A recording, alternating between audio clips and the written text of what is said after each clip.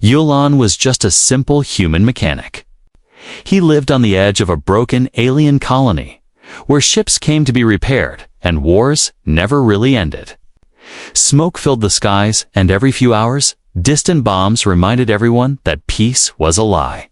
He didn't like war. He didn't want to be part of it. All he wanted was to fix broken engines and go home. That day, he had just finished repairing a cargo ship. His hands were covered in oil. His shirt had burn marks. He carried his toolkit, whistling quietly, thinking about leftover stew waiting at home. Then he heard a scream. It was sharp, scared, not human. Jalen stopped. He turned toward the sound. Down the street, near an abandoned checkpoint, stood a young alien girl. She was small, skinny, with dark silver skin and glowing green eyes. Her feet were bare. Her dress was torn, and right in front of her, lying hidden under rubble, was a small, blinking light. Jalen's eyes widened. A bomb no one else was near. No guards, no soldiers. Just her, frozen in fear. "Run!" Yalen shouted, but the girl didn't move. Her legs were shaking. Her hands trembled. She stared at the bomb like it already owned her life. Yalen didn't think. Twice he dropped his toolkit and sprinted. The bomb clicked. He pushed her to the ground and threw his body over. Hers then dashed boom, a flash of fire. A wall of sound. Sharp metal tore through the air. Shrapnel ripped into Jalen's back, arms, legs. His lungs burned. Blood rushed from a dozen wounds. But he stayed on top of her. Arms wrapped tight. The explosion faded. Smoke rose like a ghost. Silence, then a soft sound, a whimper. The girl was alive. Yalen tried to speak, but blood filled his mouth. His vision blurred. Everything felt heavy. Distant voices called out, but they sounded like echoes in water. He closed his eyes when he opened them again. Everything had changed. He wasn't in a hospital. He wasn't in a human city. The ceiling above him was black and gold, smooth like glass. Strange lights floated in the air like fireflies. The bed beneath him was soft, but he couldn't feel his legs. Aliens stood around him. Tall, elegant, with sharp faces and glowing clothes. None looked like soldiers. The girl he saved stood at his side. She was cleaned now, dressed in something royal, long silver robes with symbols glowing on her chest. Her hair was tied with a crown-like ring. She held his hand. "He took the shrapnel for me," she whispered to the others. The aliens whispered among themselves, their eyes full of confusion and awe. One stepped forward. He looked older, wiser. A long purple robe flowed behind him like mist. He stared at Yalen, then spoke in a voice calm but powerful. "You should be dead, human," he said. That was no normal bomb. Yalen blinked. His throat felt dry. "Where am I?" "You are in the heart of our capital," the alien said. "You saved Princess Araka. She is the only daughter of our High Empress." Yalen looked at the girl. Her eyes were wet. She smiled softly. "You shielded me," she whispered, "even when you didn't know who I was." Yalen tried to move, but pain shot through his body. He groaned. "Easy," another voice said. "You were hit by forbidden tech explosives banned by all empires." But something strange happened. "What?" Yalen asked weakly. "The metal," the elder said. "It didn't just cut you. It fused with you. Your body didn't die. It changed." The lights in the room flickered. Jalen's heartbeat sped up. The machines nearby beeped fast. Everyone in the room stepped back. Princess Araka gripped his hand tighter. "It's starting," she whispered. "He's waking up, and he's not normal anymore."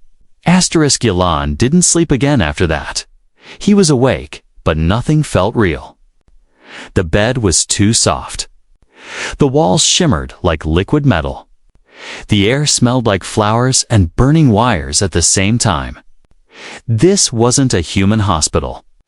This was something else, something far more advanced. He looked at his hands. His skin had changed. Thin glowing lines ran across his arms like veins made of light. Some were red. Some were silver. He tried to move his fingers in for a second. He saw sparks dance between them.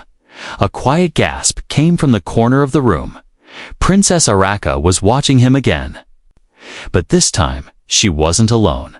Behind her stood 4 guards in dark armor with long rifles across their backs. Their faces were hidden.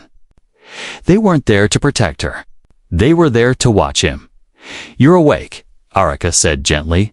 Jen nodded slowly. "Barely. You've been asleep for 6 days. 6 days." His voice cracked. "What happened to me?" The princess stepped forward and sat beside his bed. "When you took the blast, the forbidden tech inside the bomb entered your body. It was made to destroy machines, not humans. But your blood, ... reacted." Yolan blinked. "Reacted." "It didn't fight the tech," she whispered. "It accepted it." He looked down at his glowing veins again. "That S? Not possible." Oh. The guards shifted uncomfortably. One of them stepped forward. His voice was cold. "He's unstable. He shouldn't be left near royal blood." Araka stood up fast. "He saved my life. He didn't ask who I was. He didn't care. He just ran toward the danger." "He's human," the guard said flatly. "He's a mechanic from a backwater colony." "He's not. He's alive," she cut in, "when no one else would have survived."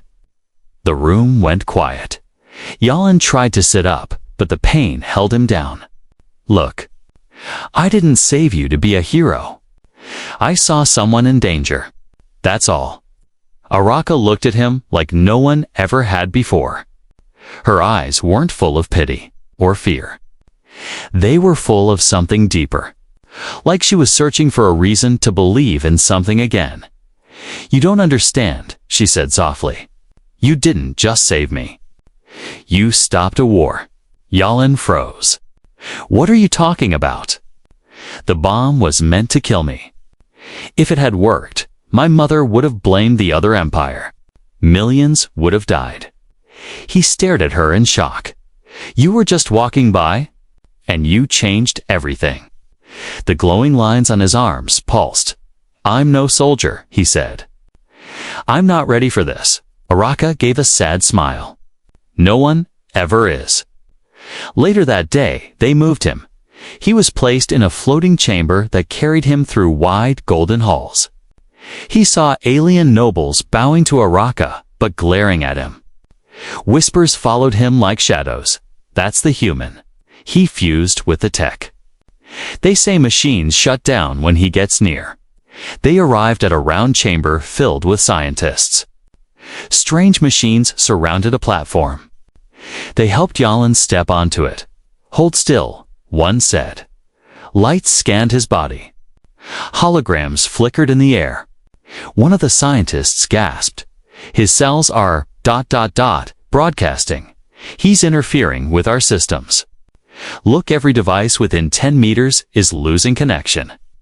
A screen burst into static. Another scientist stared at the data.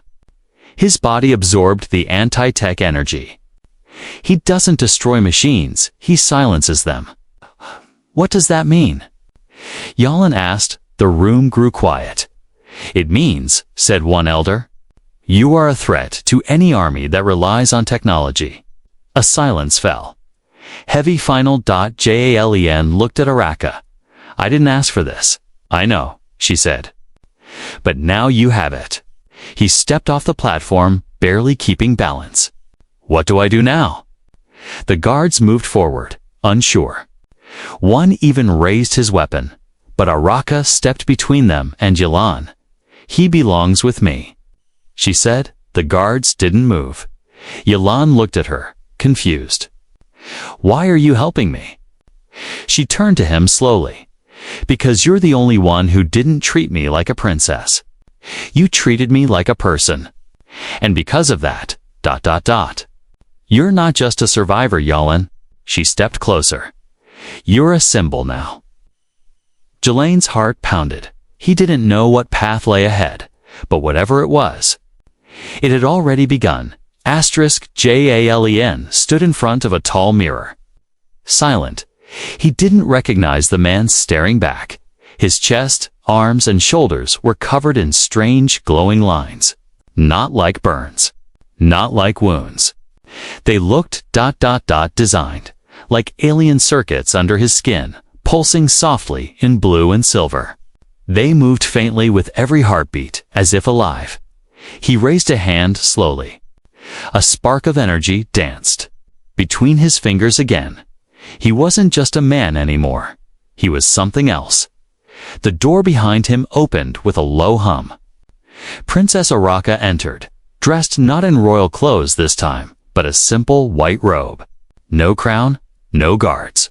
Just her. "You're walking again?" she said gently. Jalen nodded. "Barely. Saw the scans," she said, stepping beside him. "Your nervous system is ... changed. Your blood reacts to energy. Machines near you stop working." "I saw," he whispered. "The lights flicker when I breathe. The medbed shut down when I touched it." She looked at his reflection in the mirror. "You shouldn't have survived that bomb. But you did. And now ... this." Yalin turned to her. "What am I now?" She hesitated, then said quietly, "A symbol." "I'm not interested in being a symbol," he said firmly. "I was just a mechanic, and now?" She asked. He looked down at his hands. "Now I'm a threat." Later, the royal court summoned him. He was brought into a grand hall. 1,000 glowing eyes watched him. Royal advisors, military commanders, alien nobles. Each of them sat in floating chairs made of light and crystal. And at the center, high above, sat the Empress Soraka's mother. She stared at Yolan with unreadable eyes. The human. "Who took the bomb?" someone whispered. "The one who absorbed the forbidden tech," another added. Jalen felt every eye judging. "Him. State your name," the Empress spoke, her voice echoing like thunder. "Yalon," he said, trying to stand tall. "You saved my daughter. For that, I owe you a debt. But what you carry inside you, that concerns us all." He didn't answer. He didn't know what to say. A general stepped forward. "He is unstable, my Empress. Machines fail around him. His presence alone is dangerous. But no weapons harm him," another said. "He walked through fire and shrapnel and lived. That power could protect the entire royal fleet. He's human," someone else snapped. "He doesn't belong here." Yalin clenched his fists. The lights above flickered. A gasp went through the room. The Empress raised a hand. The voices fell silent. She looked at Yolan. "You did not ask for this. But war is coming. And your existence changes everything." Yolan looked up at her, eyes sharp. "I didn't come here to be a weapon. I just saved a girl." Princess Araka stepped forward suddenly. "He saved me. Not the heir. Not the title. Me. Isn't that the kind of courage we need?" Murmurs spread through the chamber. The Empress narrowed her eyes. "And what do you want, daughter?" "I want him protected," she said. "Not feared. Not used." The Empress stood. "Then let him prove himself." The room shifted. Yalon was taken to a testing ground. An open arena floated above a sea of clouds. Drones hovered in circles. Automated turrets locked on him. Machines built to mimic war. The royal engineers powered them up. "Try not to die." One said. Jale stood in the center, breathing slow. The machines activated. Lasers fired. He didn't run. He didn't scream. He felt. His blood burned hot. His veins lit up. The beams hit him but didn't cut. They melted into light and vanished against his skin. The turrets jammed. Drones shook and fell. He raised one hand and every machine in the arena shut down. Silence, A. Slow clap echoed. Araka stood at the edge of the arena, smiling. Guess you passed. That night. Yalan sat alone under the alien stars. He looked at his hands again. These glowing scars weren't just marks. They were a warning and a promise. He had saved one girl. But now, the galaxy might need saving too, and whether he wanted it or not. His war was only beginning. The stars above were quiet, but inside the royal palace, chaos stirred. Jale walked behind Princess Araka through a narrow passage lit by faint golden lights. The guards didn't follow. The walls curved strangely, like the place was never made for human eyes. Where are we going? Yalan asked. Araka didn't answer. She kept walking fast. Her robe brushing against the floor, her shoulders tense. They passed doors made of crystal. Doors that didn't open for anyone else, only her. Finally, they entered a small chamber deep beneath the palace. Inside was a long table with old papers, glowing orbs, and a floating map of star systems. The lights dimmed behind them. A door sealed with a soft hiss. Araka turned to face him. Her eyes no longer calm. You're not safe here, she said. Jalen blinked. What? I brought you here because I trust you. But others? They're planning something. What kind of something?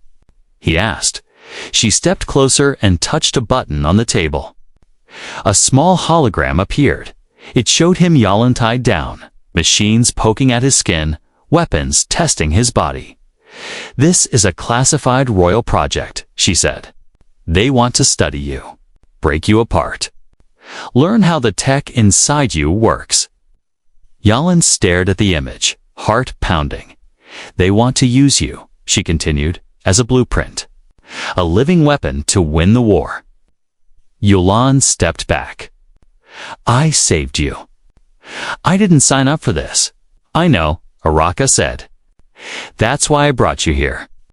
To tell you the truth before it's too late. He sat down slowly. His head spun. Why are you helping me? He asked. She looked at him for a long time. Then she whispered, because I'm not what they think I am either. She touched another panel. A different image appeared, this time of her younger, standing with a tall male alien dressed in warrior robes. He held her hand tightly. That's not a guard, she said. That's my real father. A general from the rival empire.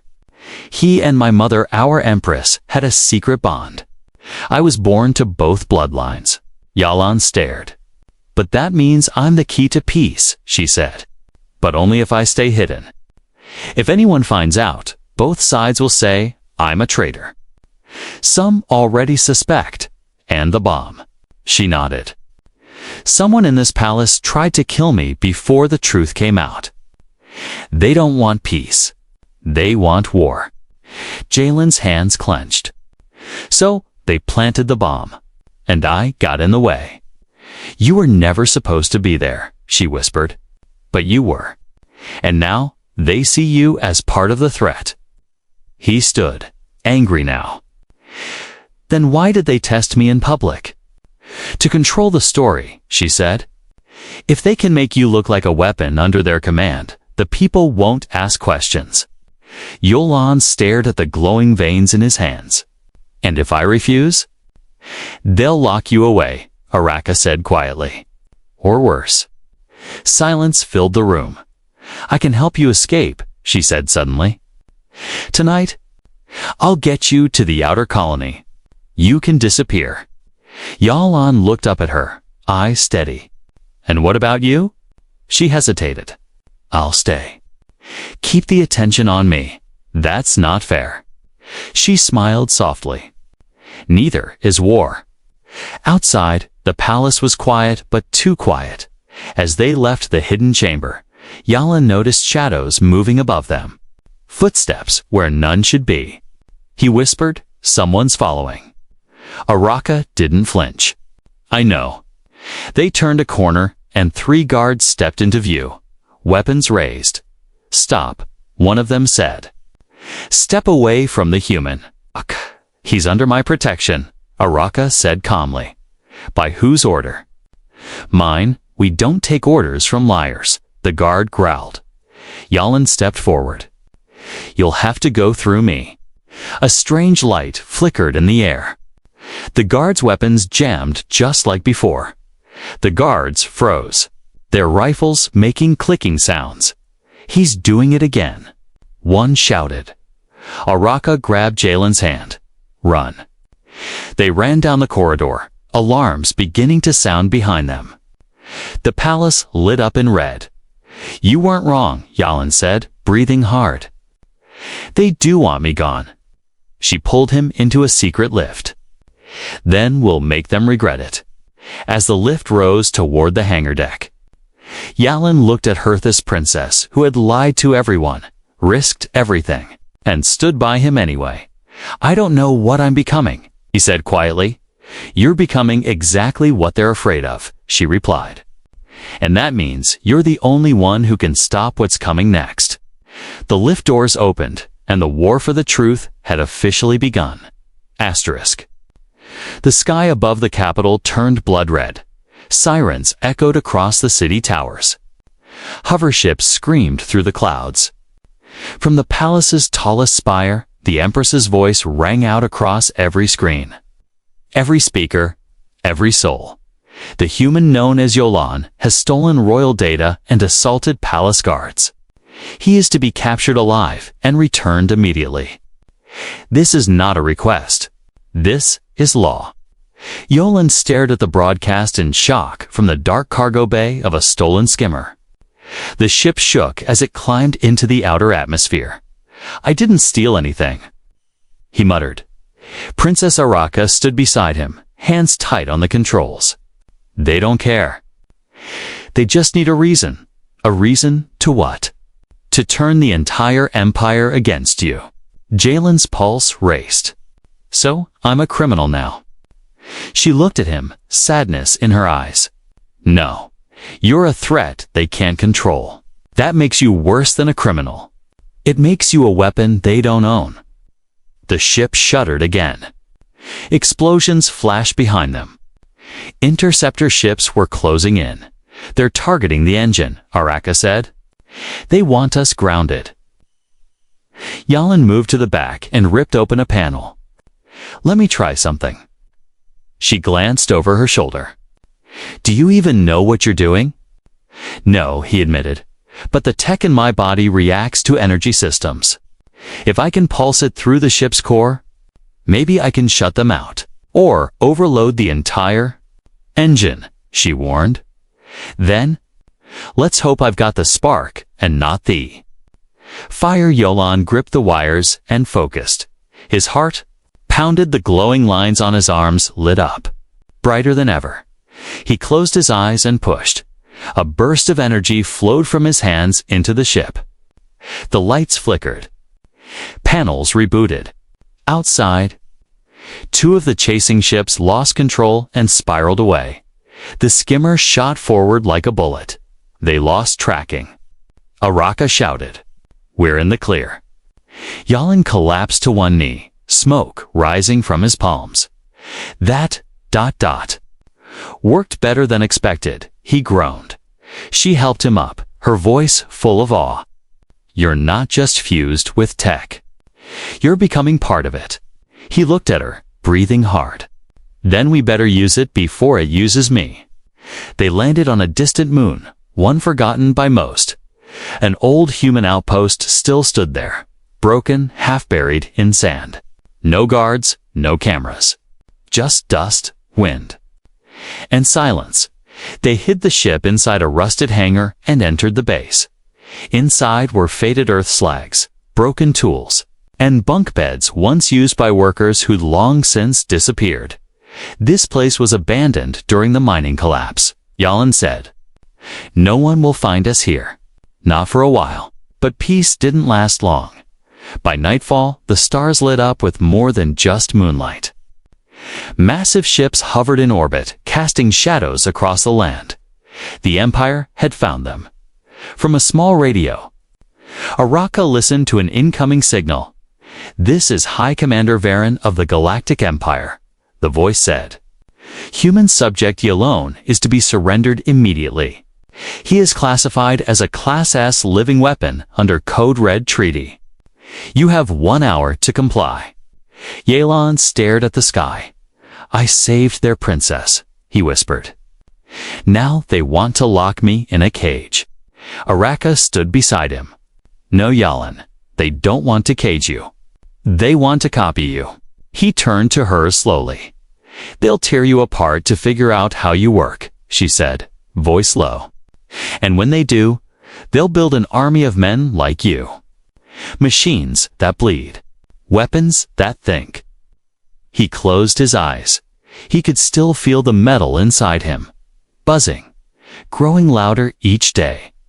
"I won't let that happen," he said. Outside, a ship landed. It wasn't from the Empire. It was older, scratched, painted with symbols. From the rival alien empire. And from it stepped a tall woman in war armor with half her face scarred. Araka gasped.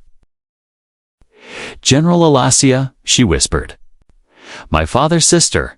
She's alive." The general walked up slowly, staring at Yolan. "So, ... This is the one you gave your future to?" She asked Araka. "He saved my life." Alasia looked at Yolan with cold respect. "Then let's see if he can save us all." The night before everything changed. Yolan stood alone beneath the sky of the abandoned moon. The stars above him looked different now. He wasn't just a man watching the stars anymore. He was part of a storm hidden behind them. Inside his chest, the glowing veins pulsed quietly, as if sensing what was coming. Behind him, the small base hummed with preparation. Princess Araka, now stripped of her royal title, and General Alasia, her battle-scarred aunt from the rival empire, were gathering the last group of loyalist streebles. Scientists, old commanders from both sides. People who didn't want war. People who saw Yalan not as a weapon, but as a warning, and time was running out. At dawn, the sky tore open. 2 fleets arrived in orbit, one from Araka's empire, the other from the rival kingdom. Warships floated like dark clouds above the surface. Each side had come prepared to destroy the other, and both had only one demand: hand over the human. Yalan stepped back from the window as energy signatures began to lock onto their base. "They'll fire," Alasia said. "They've done it before. Millions died for less." Araka didn't look afraid. Instead, she removed the ring from her hand, the last piece of her royal identity, and placed it on the table. "Then I'll go out there first." Jalen's eyes widened. "Alone?" "They won't fire on me," she said. "Not if I show them something they've never seen." Alasia folded her arms. "You really think walking into the mouth of war will stop it?" Araka looked at Yolan. He walked into a bomb to save someone he didn't know. "If he could do that, I can do this." Alone tried to stop her. "Araka, they don't listen. They shoot first, ask questions later." "I'm not asking for permission," she said. "I'm asking for a chance." On the barren flat outside the base, under 2 fleets ready for war, Princess Araka stood alone. She held nothing. No armor. No weapons, just truth. Her voice rang out through the comms, broadcast directly to both empires.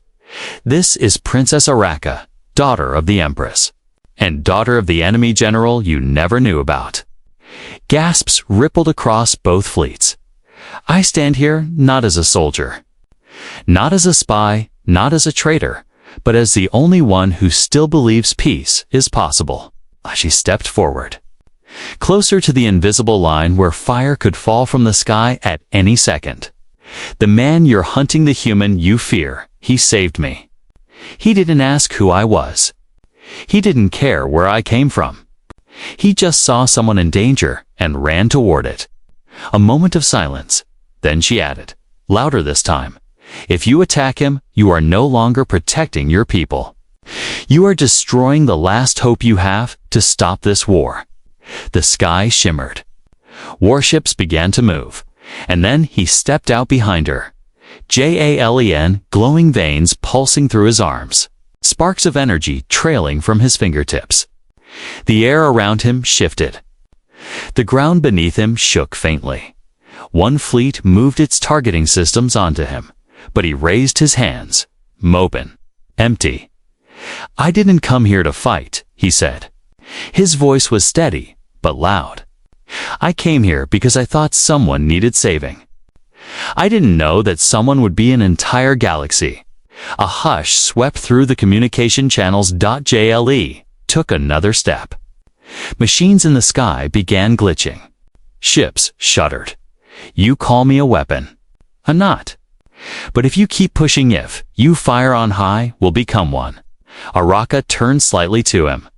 That wasn't in the speech. I don't do speeches, he said quietly. I do what I have to. Above, inside the command bridge of the Royal Fleet. The Empress watched the screen with burning eyes. One of her officers spoke. Orders, Empress. The Empress hesitated. She saw her daughter. She saw the man who should have died. She saw the fear in her. Generals, and something worse. Hope, real. Hope. No shots were fired. No engines roared.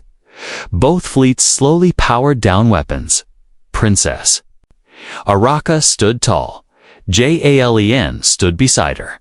Together, they turned away from the line of war and walked back toward the small base that now carried the future of two worlds, but far beyond. In the deep cold stars, someone else was watching. A shadow neither empire controlled, and peace would not last forever. The silence after war feels strange. Too quiet, too easy. Yalan sat on a hill above the outpost, watching the sunrise. It didn't matter which planet he was on anymore. He had seen enough sunrises after chaos to know this one wouldn't last. Below him, the base had changed. No longer just a hiding place. It had become a meeting ground.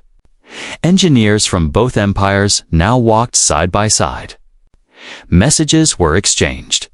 Weapons were lowered. Even laughter, nervous and unsure, began to return. And Princess Araka, she was leading them all, without crown or throne. She was now more powerful than ever, not because of blood, but because of what she risked. And what she proved, that peace was not impossible. That a single human who knew nothing of empires, royalty, or war could change everything. Jalen walked through the halls, now filled with life. Aliens from two enemy sides were building things together. New shields, new ships, new hope. He passed by children, curious eyes watching his glowing arms. Is it true? One boy asked. You stopped the weapons with your hands. Yol knelt and smiled. I didn't stop them. I just gave people a reason not to pull the trigger. The boy nodded. Though he didn't fully understand, none of them really did. Not yet. Later, in a quiet room, General Alasia placed a strange device on the table. It was small, black, covered in alien runes. We found this in one of the fleet's communication arrays, she said. It doesn't belong to either empire. Yalan frowned. Then, who does it belong to? Elasia's expression darkened. Someone else. Someone older. Araka entered the room, eyes serious. We intercepted transmissions. They were watching, listening, waiting. For what? Yolan asked. For us to destroy each other, she said. But we didn't. We stepped back from war. Alasia nodded grimly. And now? They're coming to finish what we wouldn't. Jalen's pulse quickened. You mean another enemy? Araka sat across from him, something from the outer zones, far beyond any empire's control. They've stayed hidden for centuries, feeding on chaos. Every time war rises, they appear.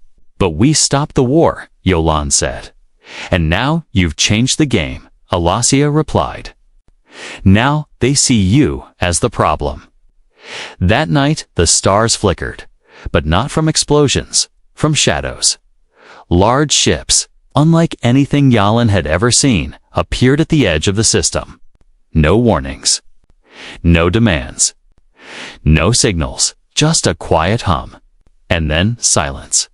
Sensors at the outpost failed. Power-dipped Jalen felt it before anyone said a word. A cold pressure in his chest. A soft ringing in his ears.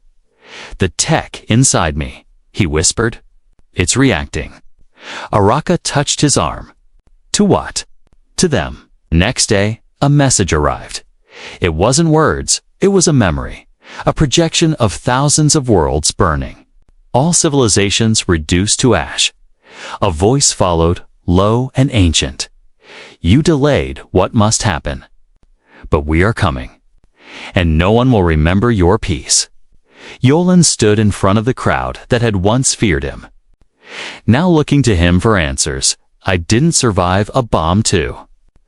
Watch the stars burn, he said. I didn't.